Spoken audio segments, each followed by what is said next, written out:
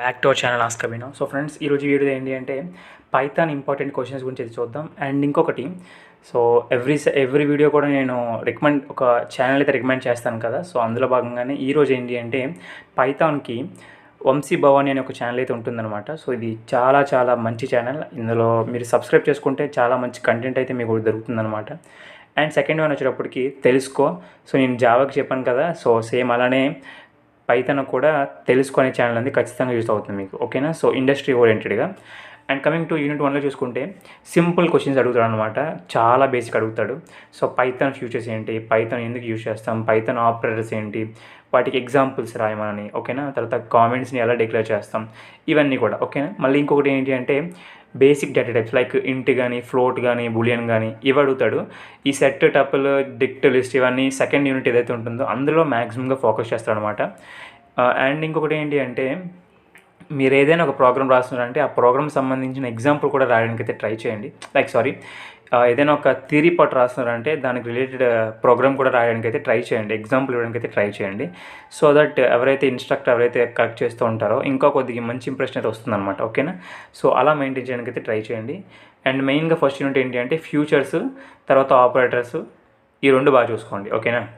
Second unit వచ్చేప్పటికి so most important అనమాట, list యొక్క ఆపరేషన్స్ ఏంటి, తర్వాత స్లైసింగ్ ఏంటి, వాటికి మెథడ్స్ లైక్ ఒక లిస్ట్లో నుండి డేటాని ఎలా తీయాలి, ఎలిమెంట్ని ఎలా పెట్టాలి, ఓకేనా. ఇవన్నీ కూడా ఉంటాయి కదా, అవన్నీ కూడా, ఓకేనా. వీటి యొక్క ఏదైతే లిస్ట్ కానీ, సెట్ కానీ, టపుల్ కానీ, డిక్షనరీ కానీ, వీటిని ఆల్రెడీ ఎలా యూజ్ చేస్తాము, తర్వాత వీటి యొక్క కంపారిజన్స్ ఏంటి, తర్వాత ఇంకా చాలా ఉంటాయి అనమాట, స్లైసింగ్ మెథడ్స్ కానీ, ఇవన్నీ కూడా అవన్నీ నేర్చుకోవడానికి అయితే ట్రై చేయండి. ఈ 4 మీరు నేర్చుకోగలిగితే ఒకవేళ మీకు క్వశ్చన్ 10 మార్క్స్కి ఇస్తే అందులో 6 మార్క్స్ అయినా ఖచ్చితంగా పడతాయి అనమాట. సో అలాంటి టాపిక్స్ అనమాట ఇవి, లిస్ట్ కానీ, టపుల్ కానీ, సెట్ కానీ, డిక్షనరీ కానీ. తర్వాత వచ్చేటప్పటికి ఆ 4 కాకుండా నెక్స్ట్ మిగతావి ఏమైనా ఉన్నాయంటే conditional statements like if else, okay, elif ఒకటి, తర్వాత లూపింగ్ స్టేట్మెంట్స్, ఫర్, వైల్, తర్వాత పాస్ కానీ, బ్రేక్ కానీ, కంటిన్యూ, ఇవి ఎక్కడ వాడతాం, ఓకేనా. ఇలాంటి అడుగుతాడు. అండ్ థర్డ్ వచ్చేటప్పటికి ఫంక్షన్స్, రికర్షన్స్ అనమాట, ఇవి బాగా చూసుకోండి. తర్వాత గ్లోబల్ వేరియబుల్ అంటే ఏంటి, లోకల్ వేరియబుల్ అంటే ఏంటి, ఓకేనా. సో అవి బాగా మీకు యూజ్ అవుతాయి. థర్డ్ యూనిట్ వచ్చేటప్పటికి మీకు రియల్ టైమ్ అప్లికేషన్స్లో మీకు చాలా చాలా యూజ్ అయ్యేవి ఈ 4 కాన్సెప్ట్స్ అనమాట. పాలిమార్ఫిజం, తర్వాత inheritance, over riding methods, data hiding methods, ఈ 4 వాటితో పాటు ఎగ్జాంపుల్స్. తర్వాత లిస్ట్, టపుల్, సెట్, డిక్షనరీ చెప్పాను కదా, అవి కూడా వాటి ఎగ్జాంపుల్స్ నేర్చుకోండి. ఇలాంటి ఈ యొక్క ఏవైతే మీరు థియరీ క్వశ్చన్స్ అడుగుతున్నాడో వాటికి రిలేటెడ్గా ఎగ్జాంపుల్స్ రాస్తే ఇంకా బెటర్ అనమాట, ఓకేనా.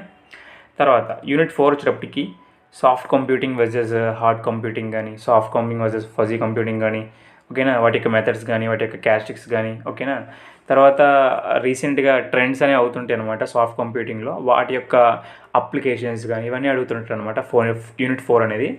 సో మీరు ఎక్కువగా అయితే యూనిట్ 2 మీద ఫోకస్ చేయండి, ఎందుకంటే మీకు రియల్ టైంలో ఎక్కువగా యూజ్ అవుతాయి కాబట్టి. మీరు ఏదో ఎగ్జామ్కి చదవాలనుకుంటే మాత్రం first 1, 4th 1, 3rd 1 and 5th 1 నేర్చుకుంటే చాలు, ఓకేనా. సెకండ్ 1 మాత్రం మీకు చాలా చాలా ఇంపార్టెంట్. అండ్ మీకు ఒకవేళ నోట్స్ అనేది కావాలనుకుంటే చెప్పాను కదా వంశీ భవన్ అనే ఛానల్ ఉంటుందని, ఆ ఛానల్లో నీట్గా అన్ని ఎక్స్ప్లెయిన్ చేస్తూ వెళ్తారనమాట. మీరు ఒకవేళ ఈ వీడియో ఈ రోజు కానీ చూసినట్లయితే, మీరు ఎప్పుడు చూస్తారని తెలియదు, బట్ ఒకవేళ ఈరోజు చూస్తున్నట్లయితే ఖచ్చితంగా వెళ్ళి చూడండి, చూసిన తర్వాత నోట్స్ అనేది రెడీ చేసుకోవడానికి ట్రై చేయండి, ఓకేనా. సో కమింగ్ టు యూనిట్ 5 అనేది ఇది అనమాట, ఓకేనా. సో హోప్ మీరు అందరూ రాసుకుని అనుకుంటున్నాను. సో మీకు మళ్ళీ ఛానల్ ఓపెన్ చేసి చూడకుండా ఎక్కడో దగ్గర రాసుకుంటే బెటర్ అనమాట, ఓకేనా. So thank you very much. జై హింద్.